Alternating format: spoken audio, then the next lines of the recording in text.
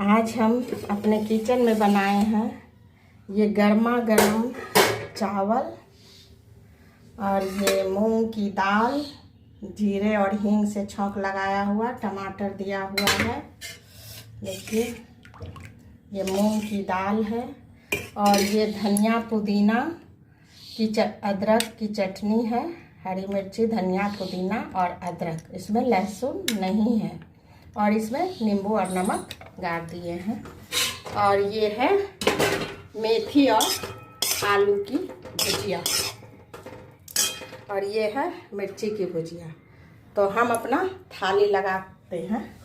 तो हम अपने पति के थाली लगा रहे हैं।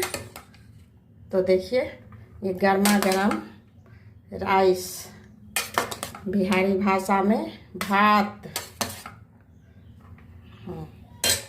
और ये टमाटर वाली मूंग की दाल, हींग और जीरे से छौंक लगाया हुआ।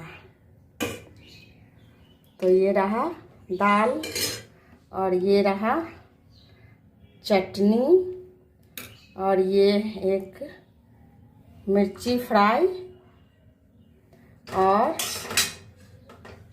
ये रहा आलू और मेथी का भुजिया। तो हम अपने हस्बैंड की थाली तैयार कर लिए। सिंपल और सादी थाली है। तो चलिए उनको दे देते हैं। Bye bye. विभा किचन को लाइक सब्सक्राइब कीजिए।